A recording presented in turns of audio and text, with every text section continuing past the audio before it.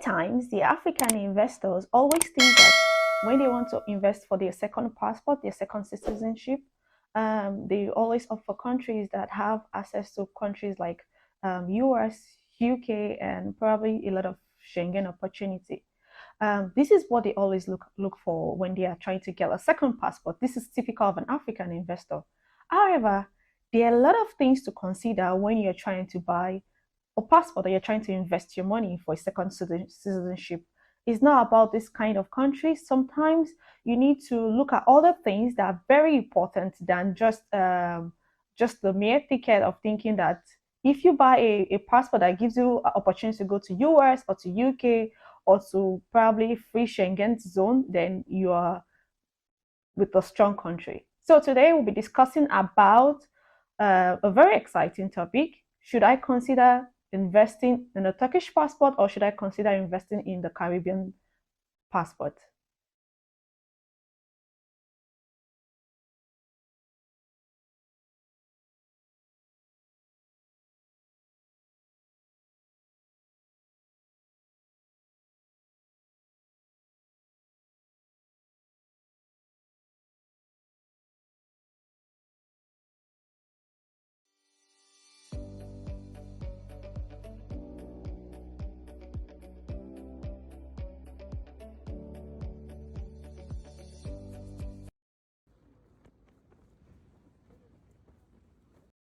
What are the benefits of this?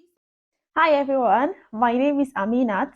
I'm the founder of Space Abroad. So today we'll be talking about should I invest in the Turkish passport or should I consider investing in the Caribbean passport?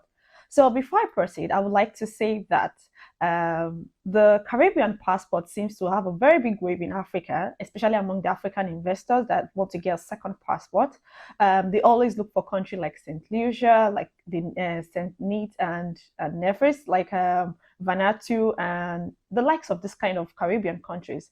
When you bring up the idea of, oh, would you like to invest in Turkey? Most of them will be like, no, because Turkey cannot give them visa to US or to UK or probably to some Schengen zone.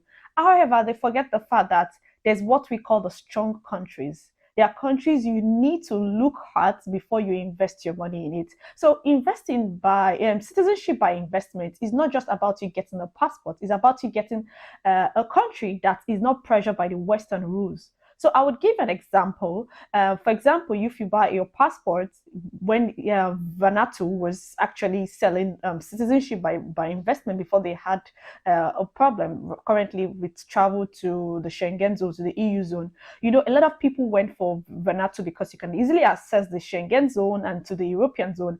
And when Vanuatu was cancelled from when people with the orders of Vanuatu passports are not allowed to visit this zone, most of the people that made investment based on this reason are actually at loss.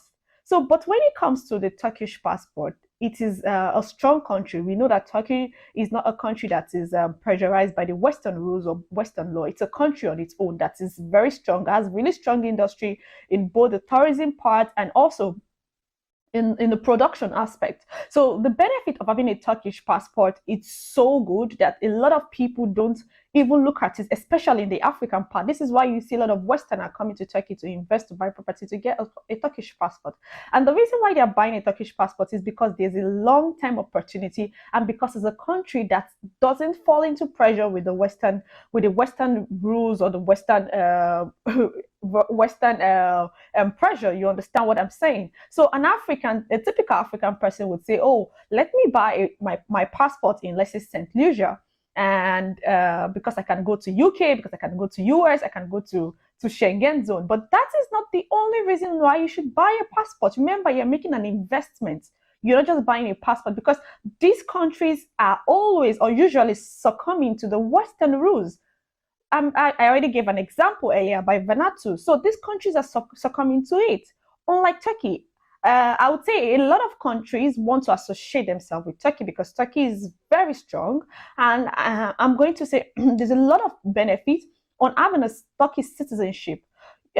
People don't tend to highlight the benefit of having the citizenship. They don't tend to look deep into it. For example, with a Turkish passport, you can get an E2 E2 visa to go to US as an investor and live there with your family. Yes, with a Turkish passport, but people don't see this part of it. So what people see is, can I go to this place? Can I go to that place? And this is where we have to talk about the ultra net worth, high net worth individual. So having a passport in Turkey means that probably you probably have invested in buying a property, or you made a certain deposit to the government, like to the banks. And of course, this makes you a very high net worth individual, meaning that you can actually have access to these visas or these countries you want to go through with your documentation, with your application, and with a lot of things. So you're investing in Turkey, and after 3 years, you can even sell off these properties, and you still have your passport with you. So you see that, and I would say something. After 3 years, even if you sell this property, and after 2 years, you're still going to make the same amount of money you paid for. You're still going to make more than the amount of money you paid for the passport. Last 2 years, I remember when we were selling some properties in Turkey, in Istanbul area, the luxurious part, for as low as 200,000 and the likes. But now these same properties are going for as high as $700,000. So you see that there's what they call appreciation, like your investment keep growing in the Turkish market. Also, I'll give another example. When the Turkey citizenship, as of last year or as of early this year, was just $250,000. You buy a property and you get a citizenship. But now you need to invest at least $400,000 to buy a property for you to get the citizenship. It means that Turkey market is a very booming and a very lucrative market. And when it comes to tax, I would say Turkey is a very good place for you to stay. A very flexible community that your tax is not as cumbersome as other countries that you'll be investing your money in. The Caribbean countries have their own benefits, no doubt. Of course, you have chances to go to a lot of countries, a lot of Schengen zones, or a lot of European countries, UK and US. However, they are also like underneath the Western rules, meaning that they succumb to every pressure that is being placed on them by the Western rules. So I tell people you should go for countries that have a strong power, a strong country, a country that in case of anything you can be assured that you'll be defend, like you can have a sort of defense from them. So nobody would like to pressure a Turkish government or Turkish citizenship, but this other country, you might be restricted to some certain things according to the rules that have been played by the Western world. So when you are making a choice of your citizenship by investment, you need to look deeper.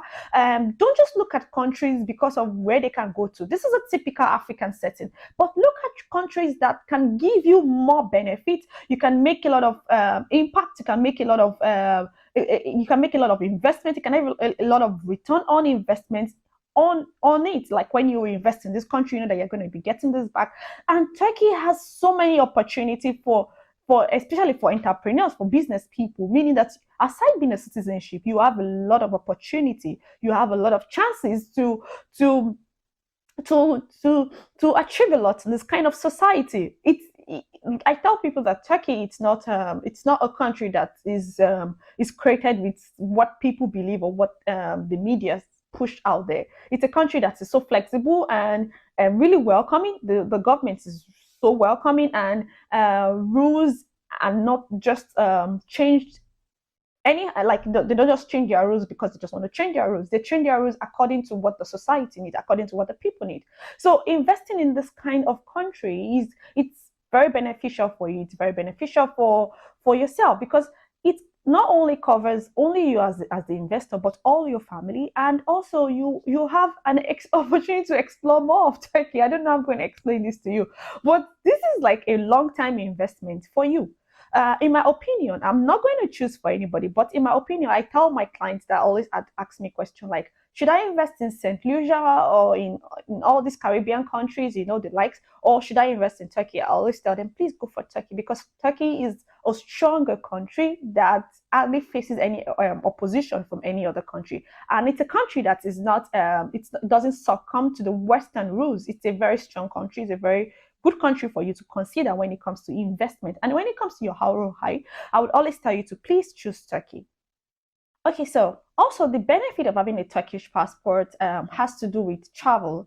Turkish airline, as we know, travel to a lot of countries around the world. So Turkey is actually located in one of the best places. I tell people one of the best places in the world, like is in the middle. You can literally connect everywhere you're going to with Turkish airline. Like this location is strategically located. For example, I will tell you something. I have a travel company. The name of the travel company is called Trip Listers.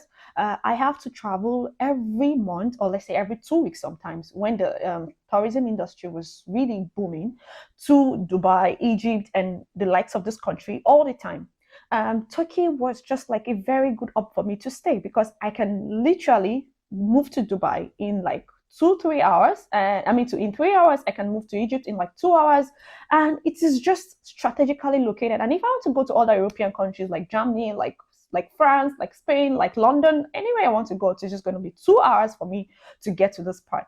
And people don't seem to understand that Turkey is a very big country. A lot of people want Turkish people to come to their country because I tell people it's quite rare for you to see Turkish people going to other countries for holidays. So a lot of countries really want them to come to their country. For example, with a Turkish passport, you can access Japan. You can go to Japan visa free.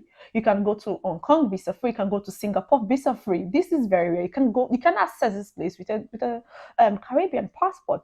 So you might think, oh, UK, US are the top countries you want to visit, or Canada. But no, sometimes you want to visit all these places. You want to explore all of this country. And you need, like I said, the value of a passport is not only determined by the countries you can visit, but how strong is the country passport you're getting. So if there's any issue, or if any issue arises, how fast can you easily reach the embassy of this country? As we know, Turkish embassy is almost everywhere in the world. Like every country you go to, you will definitely see a Turkish embassy there. Or let's say almost all the countries in the world have a Turkish embassy. But these Caribbean countries, how many of them have their embassy in each country in the world?